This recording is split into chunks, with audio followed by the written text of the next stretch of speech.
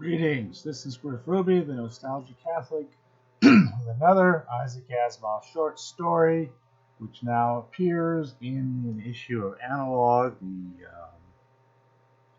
January 1980 issue.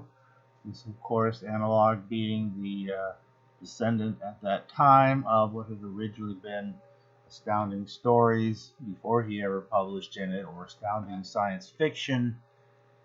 Both title changes initiated by John Campbell, one before Asimov started writing for them, and the other one in about 1960 when, for whatever reason, he gradually transitioned to this newer name. By this point, though, Isaac was not writing very much for this magazine, but certainly anytime he tries to put a story in it, it's kind of noteworthy that he did that. And the story we have for this time is called, well, he does have his name on the cover, because he's got a story with that name. And inside the table of contents, it is called The Last Answer, Isaac Asimov, page 158. Well, being an analog and having a name like The Last Answer, one would surely expect that this should be like a follow-up or a sequel or an attempt to make something as great a classic as his other famous story, The Last Question. It's not. So, it's got this artwork here. I guess the idea being somebody dies and he faces some sort of being.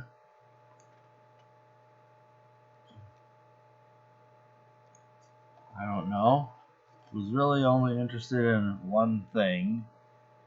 Can you think? Are you going to think? And the guy says, okay, what if I choose not to? Well, you won't be able to, because you always want to think. That's the kind of person you are. And that's why I'm going to sustain your existence. And he says, well, what am I going to think about? Well, whatever you want, but I need you to think. And finally it comes down to, well, what if I want to plan your non-existence? That's perfectly fine. Do it. Please, go. Try for it.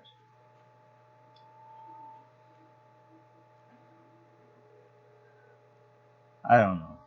I mean, in a nutshell, that's the whole thing. You'll have all eternity to come up with something. So, do. Please. Maybe you'll think of something that I couldn't think of. It has a little blurb here. It says, the oldest beliefs may contain truth, but not necessarily for the reasons usually assumed. So, it's just another way of having a creator. I'm sorry there isn't more to the story than that. Yeah. He finally makes another appearance in this magazine. I think he's got maybe one more.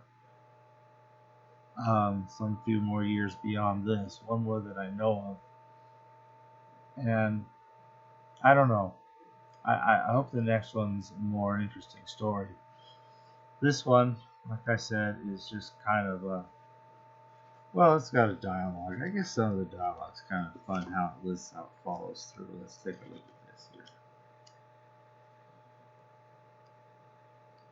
So he gets through, and I'm just going to grab a random sample here. He says, and what am I, a soul? Or am I only personified existence too? He tried not to sound sarcastic, but it seemed to him he had failed.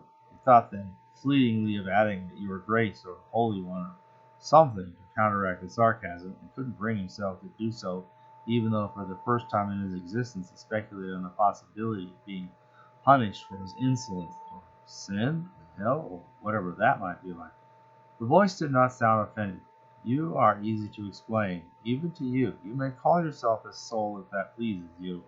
But what you are is a nexus of electromagnetic forces so arranged that all the interconnections and interrelationships are exactly imitative of those of your brain and your universe existence, down to the smallest detail. Therefore, you have your capacity for thought, your memories, your personality. It still seems to you that you are you. Murray found himself incredulous. You mean the essence of my brain was permanent? Not at all. There is nothing about you that is permanent except what I choose to make so. I formed the nexus. I constructed it while you had physical existence, and adjusted it to the moment when your existence failed. The voice seemed distinctly pleased with itself, and went on after a moment's pause. An intricate but entirely precise construction. I could, of course, do it for every human being on your world, but I am pleased that I do not. There is pleasure in the selection. You choose very few then, very few. And so on. So, I guess that's going to be another, I don't know, afterlife scenario. Well, I don't know. The only thing I found slightly interesting is kind of an interesting realization that whatever existence we have is purely because God wills it, pure and simple. So, although it wouldn't, I can't imagine it being on that kind of criteria. So, I'm sorry. It's not one of the stronger stories. I not that I'm going to put it quite down to the level of the what was that early story, Magnificent Possession, which, in my opinion, still holds the record for the most ridiculous nadir. But this is probably one of the closest it's come to that. Maybe one or two others that ended in a dumb pun in the same category. Most of his puns aren't that great, but some are somewhat, but others are not. But this is pretty abysmal. And after such a pretentious title, The Last Answer. It's a great title. You really expect something that could be like the last question. I guess that makes it more disappointing than it might otherwise have been. Well, thanks for listening.